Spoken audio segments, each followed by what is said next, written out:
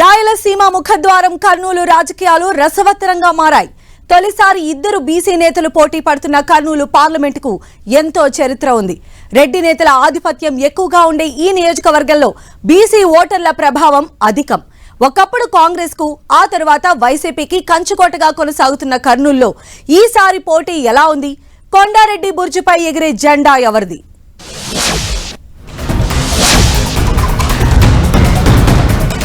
BC నేతల మధ్య మాటల యుద్ధం. వైసీపీ టీడీపీ సామాజిక వ్యూహం. కర్నూలులో సత్తా చాటే లీడర్ ఎవరు?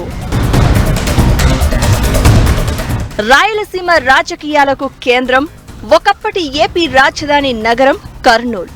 ఎందరో హేమాహేమీలు, మరెందరో రాజకీయ ఉద్దండులను గెలిపించిన కర్నూలులో తొలిసారిగా ఇద్దరు బీసీ నేతల మధ్య హోరాహోరీ పోరు నడుస్తోంది. కోట్ల విజయభాస్కర్ రెడ్డి, దామోదరం సంజీవయ్య వంటి అగ్రనేతలు ప్రాతినిధ్యం వహించిన కర్నూలు పార్లమెంట్ 1952లో ఏర్పడింది. అప్పటి నుంచి జరిగిన ఎన్నికల్లో 9 సార్లు కాంగ్రెస్ పార్టీయే గెలిచింది.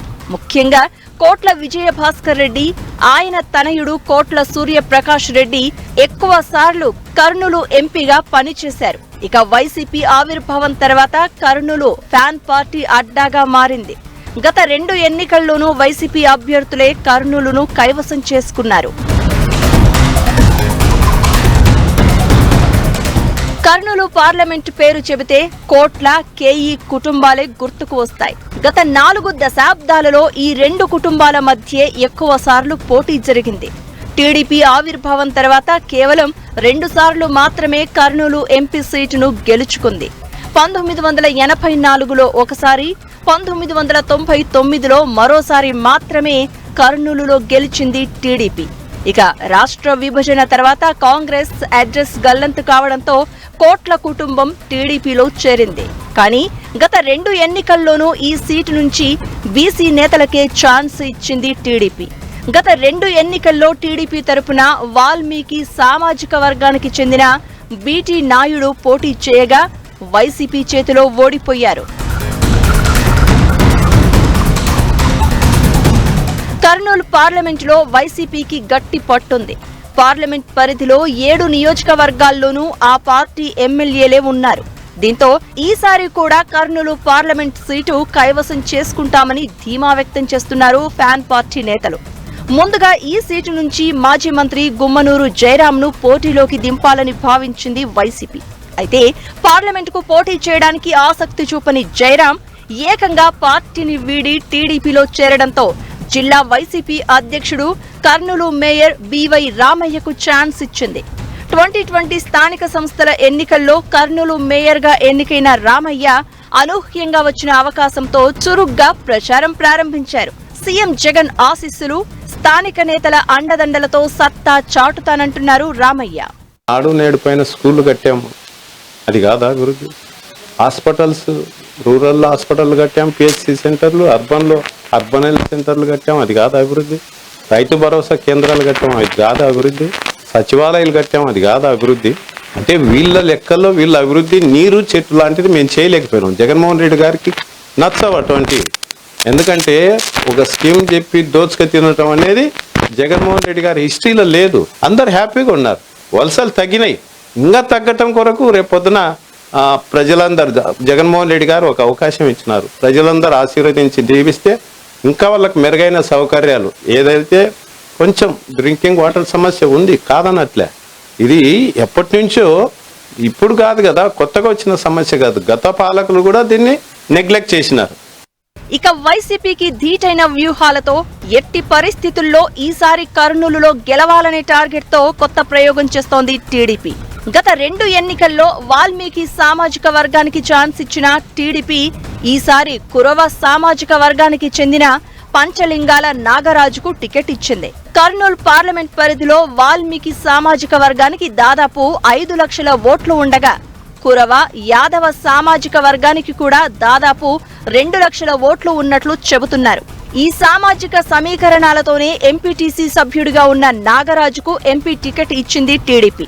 గత స్థానిక సంస్థల ఎన్నికల్లో కర్నూలు రూరల్ ఎంపీపీ పీఠం ఆశించిన నాగరాజు పంచలింగాల ఎంపీటీసీగా పోటీ చేసి గెలిచారు.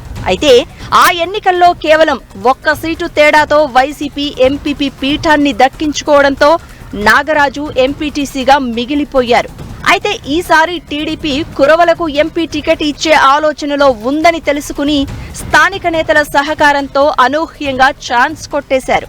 పార్టీ సీనియర్ నేతలు కోట్ల సూర్యప్రకాష్ రెడ్డి, కేఈ కృష్ణమూర్తి సహకారంతో ఈసారి టీడీపీ జెండా ఎగరేస్తానని ధీమాగా చెప్తున్నారు నాగరాజు. ఎవరికి టికెట్ ఇచ్చినా, కోట్ల సూర్యప్రకాష్ రెడ్డి సార్ గారికి ఇచ్చినా, కేఈ కృష్ణమూర్తి అన్న గారికి ఇచ్చినా, కేఈ ప్రభాకర్ అన్న గారికి వచ్చినా, ఏ కులం వాళ్ళకి వచ్చినా కూడా ఎవరికి వచ్చినా కూడా మేమంతా వాళ్ళకి సేవ చేస్తూ వచ్చాము. వాస్తవంగా అందులో భాగంగా కాలక్రమేణా సామాజిక సమీకరణలో భాగంగా గణనీయమైన జనాభా కలిగినటువంటి కురవ కులానికి ఒకసారి అవకాశం పార్టీ అధ్యక్షుల వారు ఇచ్చారు. అందులో భాగంగా మాకు పుష్కలంగా సూర్యప్రకాష్ రెడ్డి గారు ఆశీస్సులు అయితేనేమి, కేఈ కృష్ణమూర్తి గారిది, కేఈ ప్రభాకర్ అన్న గారిది, వీళ్ళందరివి మాకు అందరు ఆశీస్సులు ఉన్నాయి. బిలో పావర్టీకి వెళ్ళిపోయినాం మేమంతా. సాగునీరుకు ఎకరాకు కూడా సాగునీరు తెచ్చుకోవడానికి గత్యంతరం లేదు. వాస్తవంగా పోస్ట్పేట దాటిన తర్వాత కర్ణాటక నుంచి ఎంటర్ అయితేనే ఆ తుంగభద్ర నదీ ప్రవాహం అంతా కర్నూలు పార్లమెంటు రైతుల గుండెల మీద పారిపోతూ ఉంది వాస్తవంగా. కానీ 1 ఎకరా కూడా ఇంతవరకు సాగునీరు లేదు మాకు. అందులో భాగంగా ఎస్పెషల్లీ సాగునీరుకు, తాగునీరుకు ఈ వేదావతి ప్రాజెక్ట్ అయితేనేమి, గుండెల ప్రాజెక్ట్ అయితేనేమి, ఈ సుంకేశ్వర డ్యామ్ అయితేనేమి, ఈ 3 నా ముందున్న మొదటి కర్తవ్యం. మొత్తానికి అధికార వైసీపీ, ప్రతిపక్ష టీడీపీ కర్నూలు పార్లమెంటుపై ప్రత్యేకమైన స్కెచ్తో ముందుకు కదులుతున్నాయి. గత 2 ఎన్నికల్లోనూ బీసీలకే టికెట్ ఇచ్చిన వైసీపీ ఈసారి అదే వ్యూహం అమలు చేయగా టీడీపీ బీసీల్లో కురవలకు కొత్తగా అవకాశమిచ్చి ప్రయోగం చేస్తోంది. అయితే 2 పార్టీలకు కూడా అసెంబ్లీ నియోజకవర్గాల్లో అంతర్గత విభేదాలు చికాకు సృష్టిస్తున్నాయి. ముఖ్యంగా అధికార వైసీపీలో ఎక్కువ నియోజకవర్గాల్లో గ్రూపు తగాదాలు ఉన్నట్లు చెబుతున్నారు. ఇదే సమయంలో టీడీపీలో కూడా అంతర్గత కుమ్ములాటలు ఎక్కువగానే ఉన్నాయి. 2 పార్టీలకు ఈ అసమ్మతి రాజకీయం చికాకు పెడుతూ ఉండడం గ్రూప్ ఫైట్ ఫలితాలపై ఎలాంటి ప్రభావం చూపుతుందనేది ఉత్కంఠగా మారింది. ఏదేమైనా అధికార వైసీపీ బలాన్ని తగ్గించడం టీడీపీకి సవాలేనని చెబుతున్నారు పరిశీలకులు. 40 ఏళ్లలో కేవలం 2 సార్లే గెలిచిన టీడీపీ ఈసారి రికార్డు సృష్టిస్తుందా లేక వైసీపీ హ్యాట్రిక్ సాధిస్తుందా అన్నదే ఆసక్తికరంగా మారింది.